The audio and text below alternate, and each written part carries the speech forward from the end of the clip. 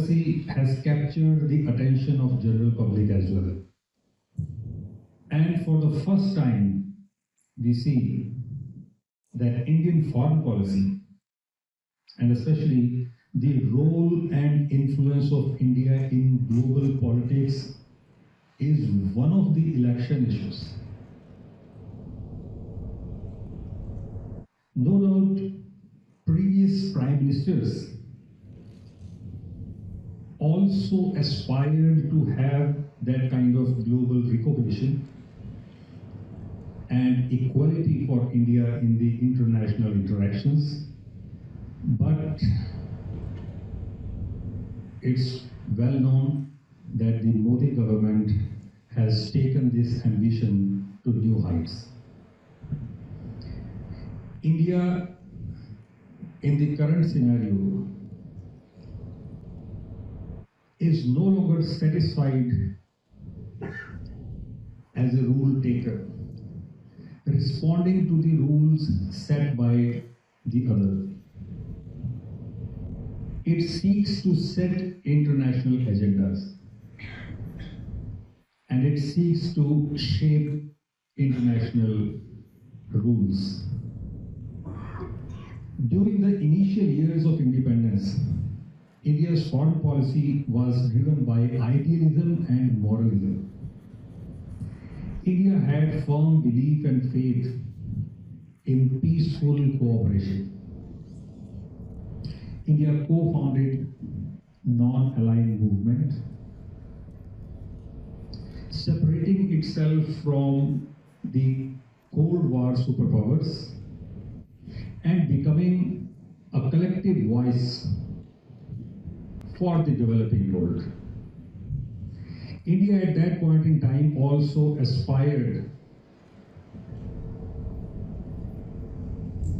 to create, establish and enhance solidarity among Asian states. India wanted to unite them against the powers of colonialism and imperialism.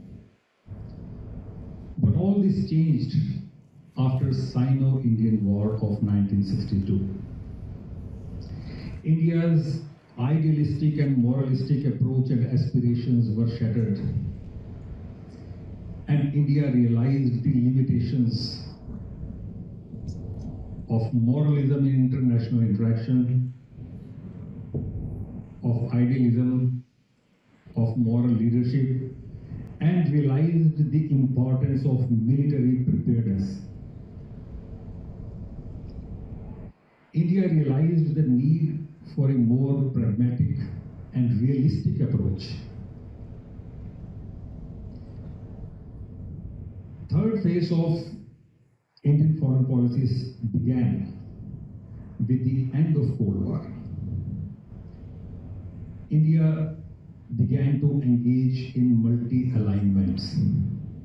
For example, it became member of G20 group of nations in 1999 and BRICS in 2006.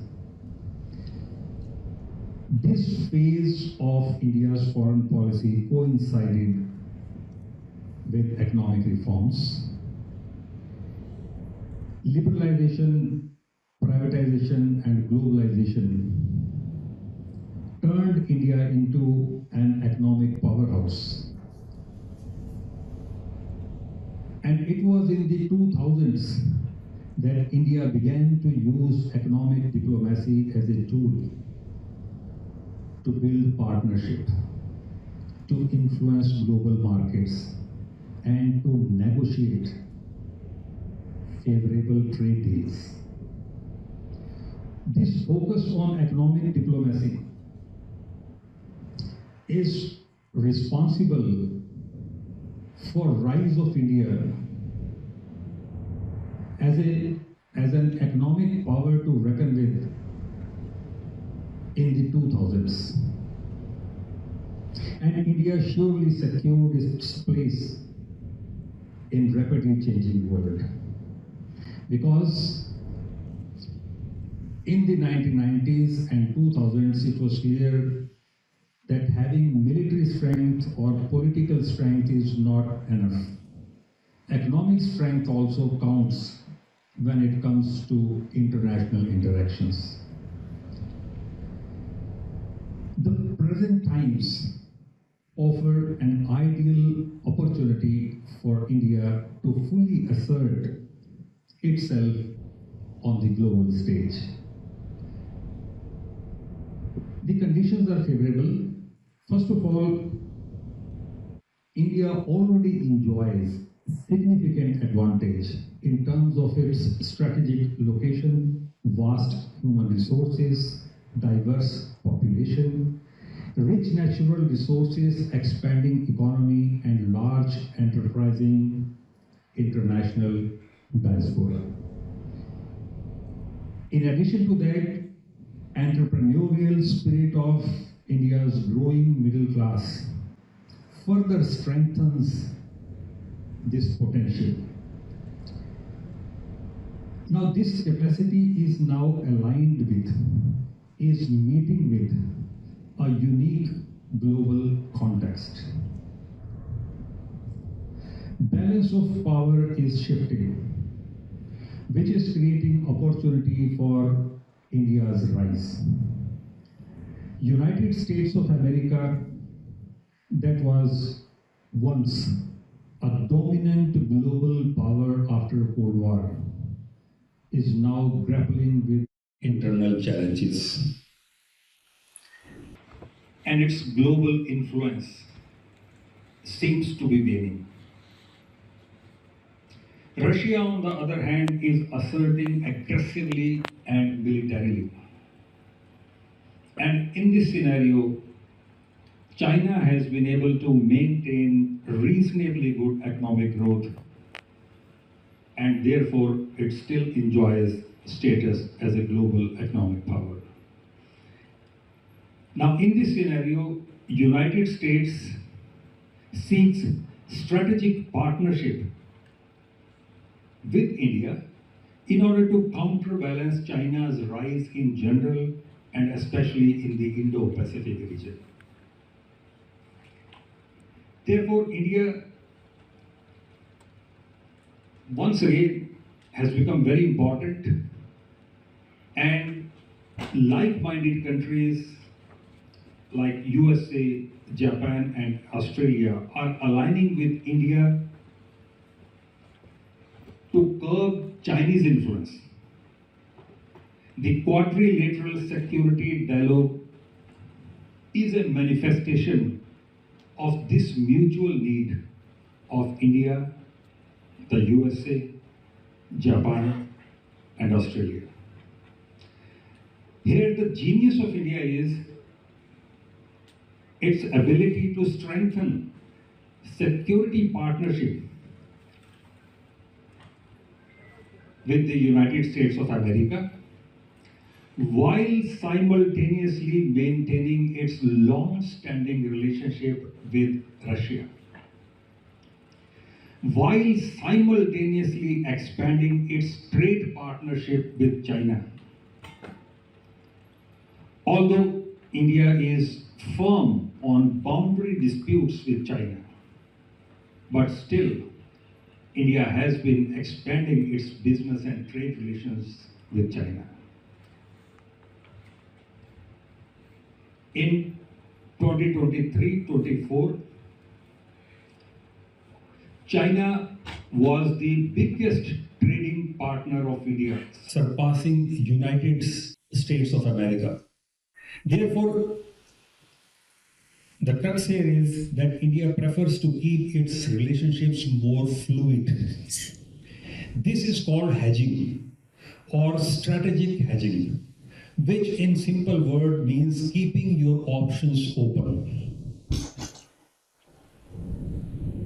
You can imagine it as a game where you don't want to commit to any one particular side because you are not sure how the things will turn out.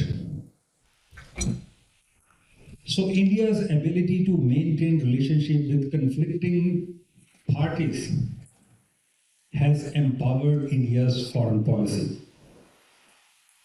This is the reason why we see that India has been able to maintain its strategic and security partnership simultaneously with the USA as well as with Russia, and is expanding its trade partnership with China as well.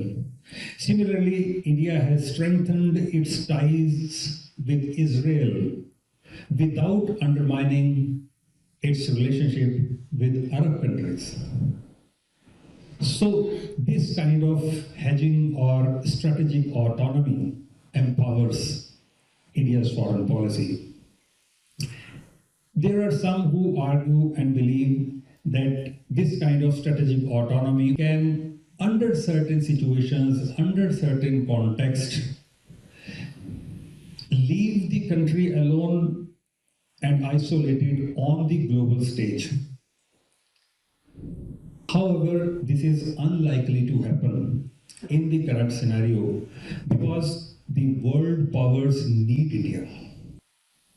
World powers need India as a key player in regional security, as a vital economic and trading partner, and as a counterbalance to rising influence of China.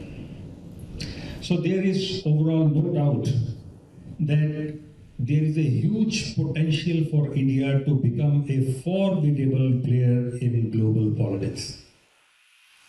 The need is to harness that potential. There are several questions and different and even contrasting perspectives on foreign policy. And India's foreign policy is much more complex than what I have painted right now.